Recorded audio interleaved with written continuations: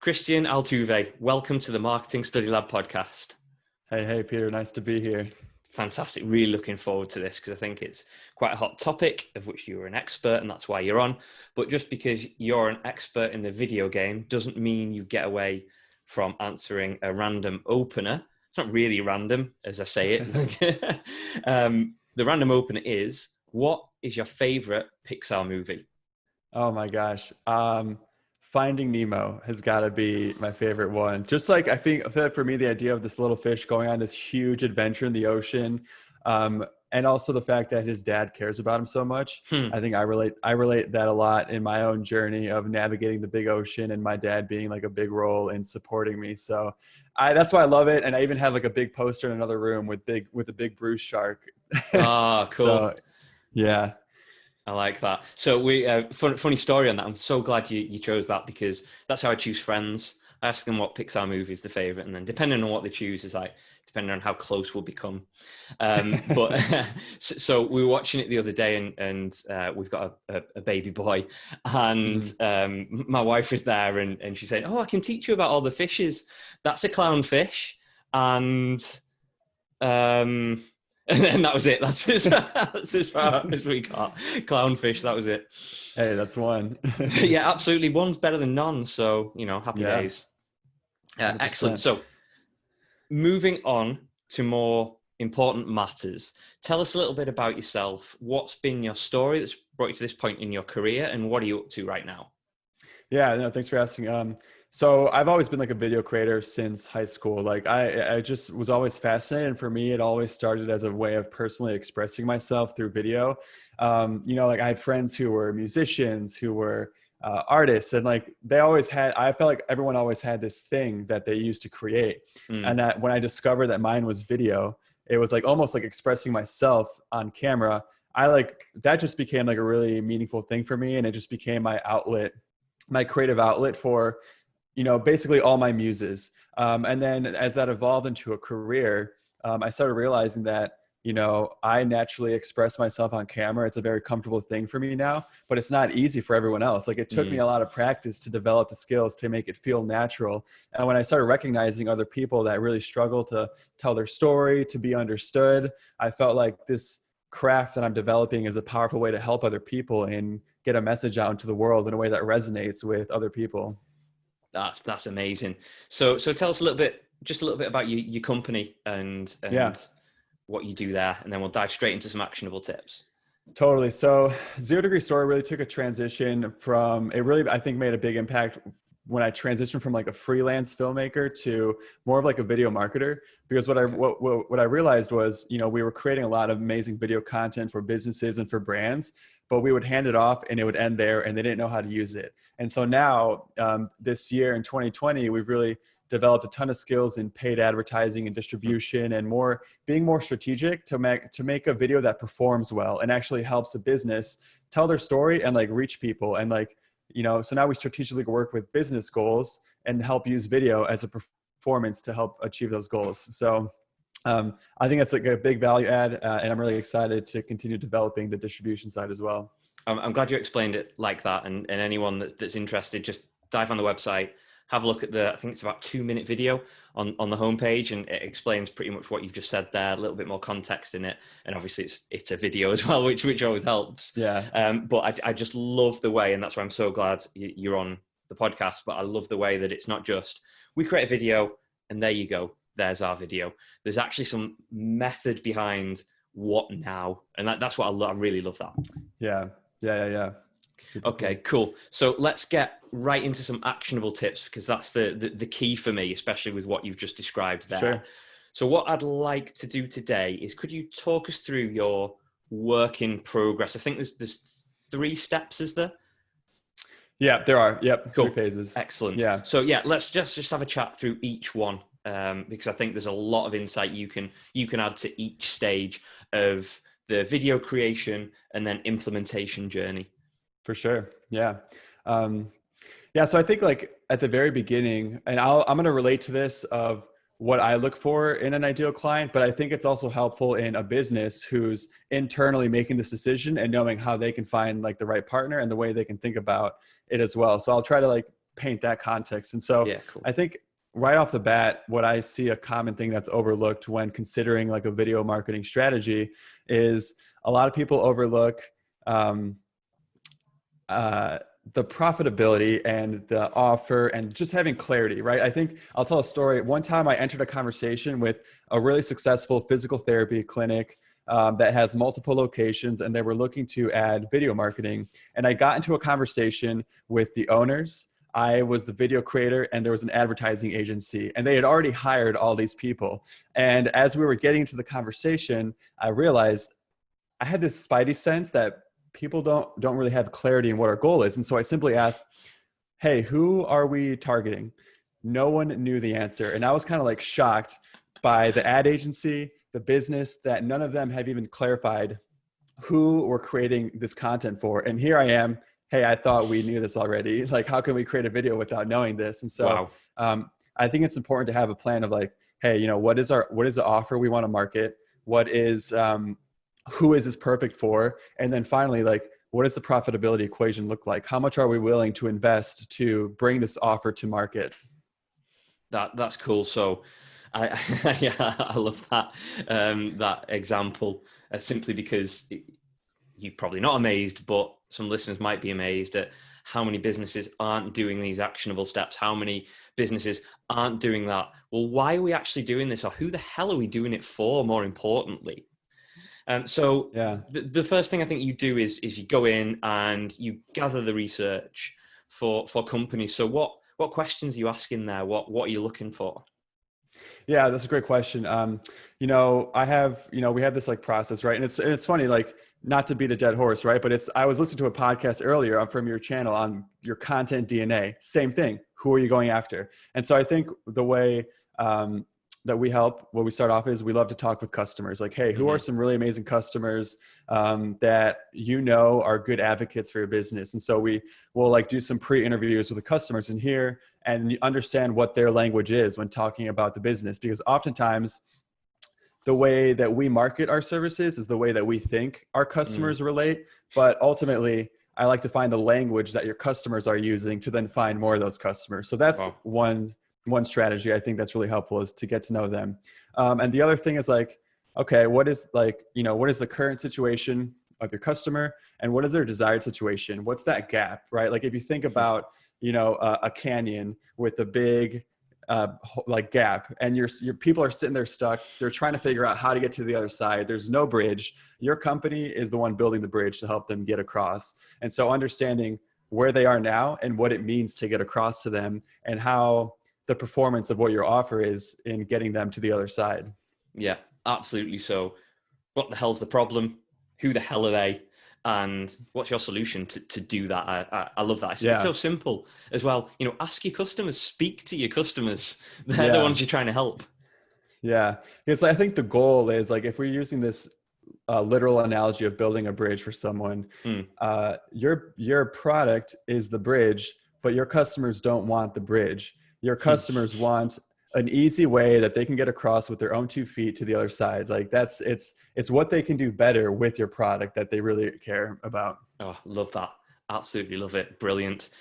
So we've done all this research. We understand our customer. We know the problems that we solve and our solutions. Fantastic. So we've got all that written down.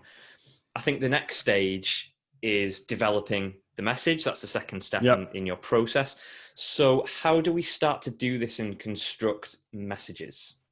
Yeah, I think this is a great piece, because you have, like, and to use your analogy of Legos, I love Legos. It's like you're getting all the Lego pieces, and now it's time to put them together in a way that resonates. And I think ultimately the goal is, you have a claim, you have a big promise you can offer, and now in this message you want to begin to validate that. Like, okay, you say you can do this thing, you can say you can give me these results. Validate, prove it. Like, how can I trust you? And there's a few different ways of doing that. I'm a big believer in storytelling. So what I think, having a mix of emotional and logic. So what I mean by that is, let's understand the founder of the company, what their vision is, why they care about, why they built this in the first place. I want to be able to have a human connection with the visionary of this business. Two, I always, love to hear the customer stories. What does it mean to them? What are their journeys? How can I, as a future customer, relate to the journey that another customer went through? And then so those are like the more emotional pieces. And then to build the logical certainty, there's a few things you can, what I call, from my mentor, Paul Xavier, value stacking. So let's list out the value and the benefits that our offer can promise you. Okay. Another way that you can communicate that is a comparison stack, right? Here's what other people are offering, and here's why our offer might be a different or a better alternative for you. And I think that's an important one. That's a harder one to come across because, in each space, you're going to be in a pool of other competitors who are offering the same results, but the path to get there is a little bit different. And so that's when you really get to understand who is, like, when you get to know your client and why they come to you, you can really differentiate yourself from other people who offer similar results. And the way to do that, I think, is you can demonstrate too. I would say is demonstrate step by step. This is how we deliver this promise.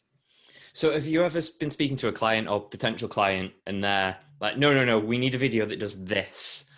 How would you kind of deconstruct their argument and say, no, you don't, you need to do this? Yeah. I think a question I would ask, it's like, okay, totally get that. What is this success of a video if we were to implement this video marketing strategy today, what does success look like 3 to 6 months from today? And I kind of put it back on them to then paint the picture of what their desired outcome is. And then when I have a better understanding of their desired outcome, it's like, okay, so how do you think this idea that you proposed gets you there? And then basically it's getting them to explain it and see the benefit for themselves. Yeah. So you're starting at the end and then working backwards. And correct. I bet you're amazed by the amount of times you do speak to people in the first instance. And it's like, well, we want a video. Well, what does success look like for you first and foremost? Yeah, 100%. Like, and it happens all the time. Like that's like one of the starting questions every time. Hey, we want to do this with our video. Great. That's great. But what do you want it to accomplish? Yeah. And I suppose that goes with the whole genre of everyone's a content creator now, or everyone should be apparently, so everybody should be doing video, whether it's good, bad, indifferent, just get it out there. And it's like, but if we actually had a strategy, if we actually put some method behind it, we don't just have to get it out there. We don't have to do as many as we thought we had. We could do it in a certain way that adds value and adds longevity as well. Yeah, I think another thing that really made this click, Kristo, he's the founder of The Future. He has a bunch of great video content for creative entrepreneurs and business owners. And there was an episode about the execution and the strategy door. There's always 2 doors that a client can walk through. And a lot of them try to walk straight into execution. And so, and that execution is now becoming a commodity. A lot of people are creators. A lot of people can offer that execution, but now it's like our duty. That I think that's a disservice at my point now. So if someone tries to walk in that door, I gently close it. And I'm like, no, let's go over here through the strategy door. And then we'll enter execution once we go through that room. You walk into the meeting room and there's someone there with a camera already. No, we know what we want. We just need somebody to use this camera. No. Brilliant. Yeah, fantastic. So that's kind of number 1, number 2 of the process. So research and strategy, obviously. Developing a message, that's fantastic. And the final one, which really, really interests me, because this is where you really start to add the value, is the launching and then scaling. So first of all, we've got our video content. It's been edited beautifully and we're happy with it. What does a launch consist of? And then how are we scaling this? Totally. So I think there's 2 lenses to look at this, and it's, there's 2 ways you can distribute organically, like a podcast, things like of this nature, where you don't necessarily pay to distribute it. It's more like of an organic, but then there's more paid advertising. And I think in this launching and scaling, I primarily work with people who are ready to begin investing into advertising spend to help get their message across. And so I'll kind of speak from that lens. And what that involves is, okay, we've done all the groundwork. We have our message. We know who our audience is. We have developed a core message for us to differentiate ourselves. Now let's put it out there and see if it works. Because ultimately, it's marketing, I think, is a consistent cycle of creating a hypothesis and then testing it. Mhm. And so now we've created our first hypothesis and we feel strongly about it because we spent a significant amount of time with research and developing that message. So I think at that point, you have a good sense that, hey, this is going to work.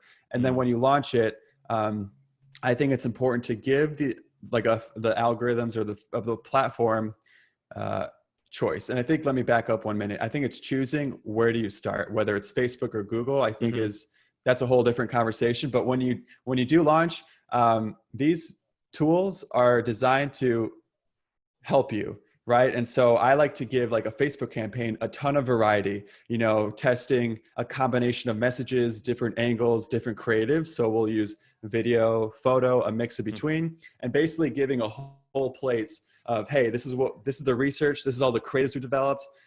I'll let you do your thing, your algorithms to like find the people that it's speaking to the most. Yeah.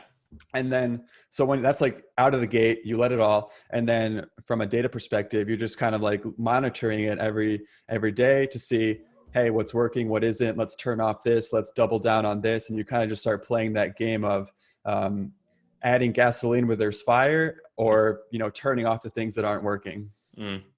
And I think people don't give credit to the paid options enough. Personally, we live in a world where everybody sees this viral thing as amazing, and organic growth is the thing, and that is fundamentally part of what we do, and of course it should be, but not having that paid element is almost like creating these videos way back when and then not distributing them to TV channels because they want paid. I tell you what, we'll just leave it on a video on our desk. That'll do it. And that's pretty much what people are doing when they go on Facebook and things like that. And yes, there's communities and things which do help, but the paid option is almost like a springboard, I see it as. Yeah, that's a good point. I think that, the virality of videos, like, I think that's still possible, but that was really successful before all these platforms. And it's the unfortunate thing that most of these platforms make the majority of their revenue on ad spend. So they're going to design these platforms to get people to pay. Like an example is I produced a documentary film for World Soccer Shop. They're a global brand, soccer brand, and their Facebook audience has over 1 million followers. And it's just organically like it's sad to see an amazing piece of content that just doesn't get the reach. Like Facebook, even though you have 1 million followers, they're just not going to put that video in front of those 1 million followers unless you pay them. And that's like an unfortunate thing.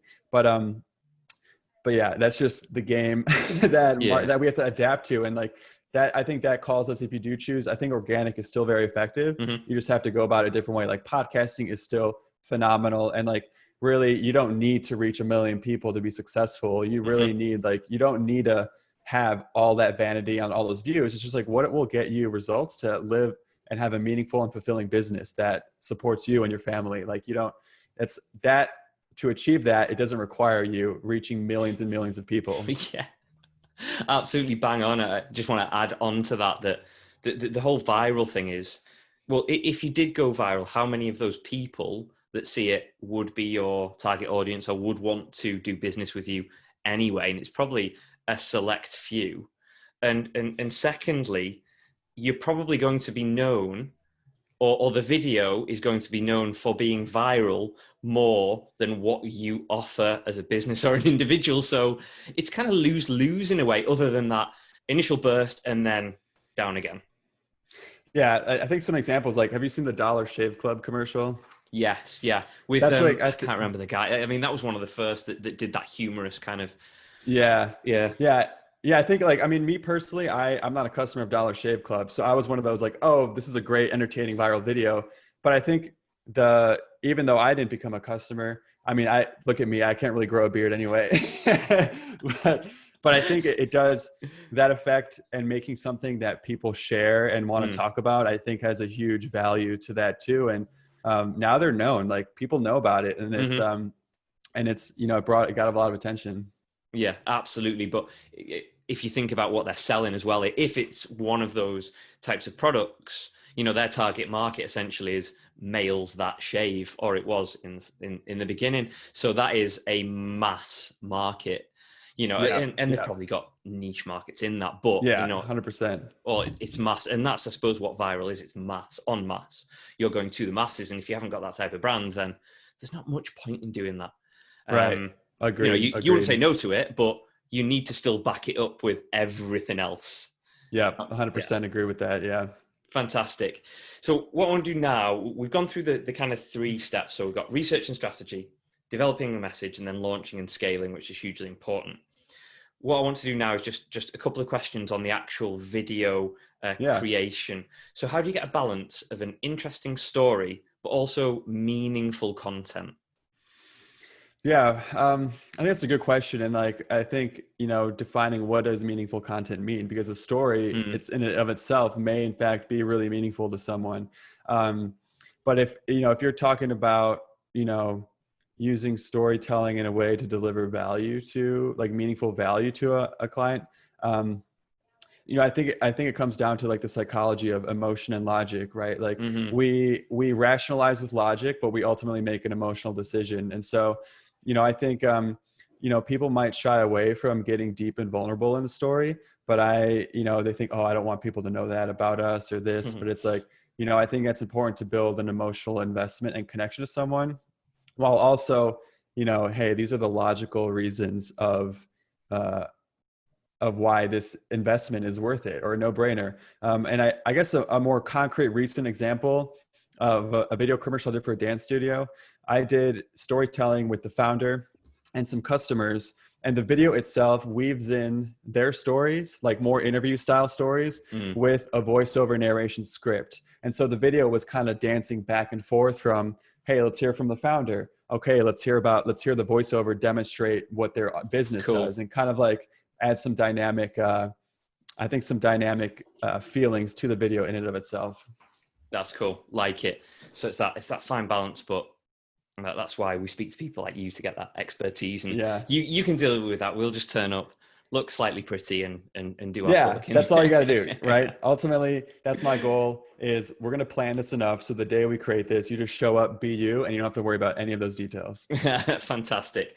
So final question from me before we dive into some quick fire questions. Yeah. Is just what are your final tips then for getting our own story onto video? What can we be doing to help us maximize how we do that?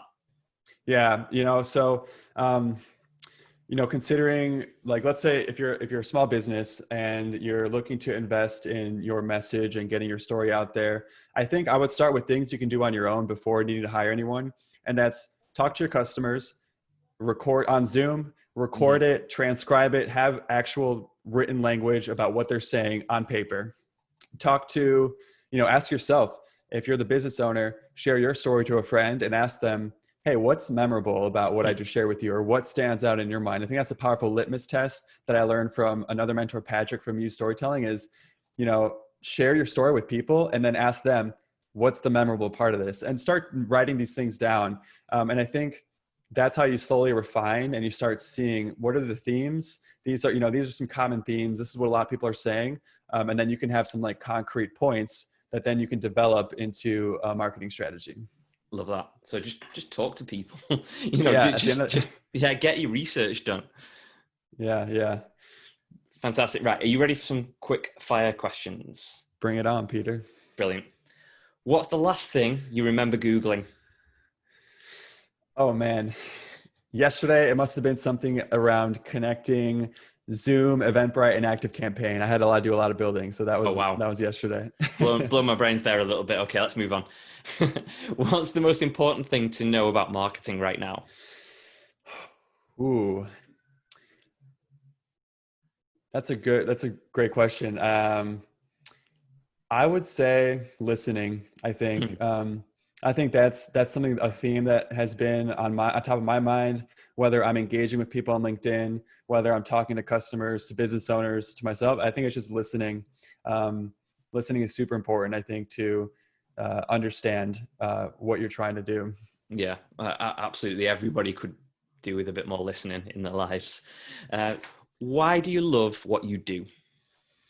Man, I love it because the most meaningful moment for me is when, I have that moment where I see the picture of the journey I've been on with a client from day one. They take, it takes them so long for them to explain their vision to me. And when I'm able to put together a video and present it to them, and they look at me and they're like, wow, you get it. Like, how did you do that? And like, how were you able to tell our story in a way that, I think that's super impactful for me. Those moments where like, we did the work, here's the result. And they're like, oh my gosh, like you get it. Like you did it. And it's that I love that. I get overjoyed for that. Brilliant. And that is why I invited you on here, because it's that type of passion and that love for what you do that makes things amazing. I appreciate that. Okay, Kristian, final and most important question of the whole podcast. If people want to know more about you, what you do, and how you can help them, where are you pointing them? Where should they go? Yeah, I would say connect with me on LinkedIn. That's where I'm the most active. That's where I'm constantly, engaging with people, sharing posts. And I'm actually working on putting together some more free resources for some of the things that we talked about today, from, researching your buyer persona, developing your message. So I'll be sharing a lot of that there on my profile, and it'll be free and available to anyone who comes to visit. So definitely let's connect there if you want to follow up. Yeah. I'll definitely be commenting and liking and making sure as many people see that as possible. Thanks, Peter. Kristian Altuve, thank you so much for joining me today. Absolute pleasure. Happy to be here. It was fun. A lot of fun.